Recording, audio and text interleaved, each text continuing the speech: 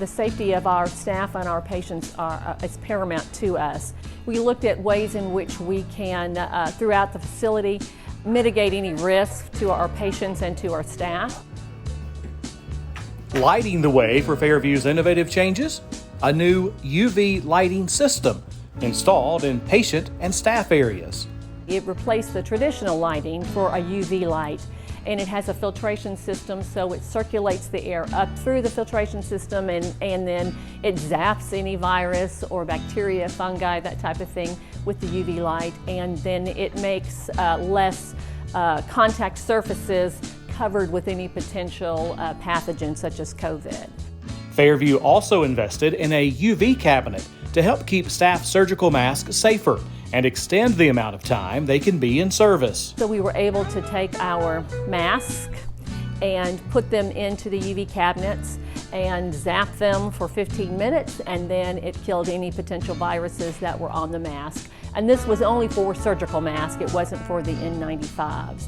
The facility has also rebuilt some of its treatment spaces. So we turned 2 of our exam rooms into a full isolation room by making them negative pressure rooms. So again, they are well protected when someone goes in there. If they have to take their mask off to be treated, then any potential aerosol is handled, and it has its own HVA system that pulls that air out, and then it recirculates, so the air then gets free and it's fresh, and again, it works just like in an isolation room at a hospital.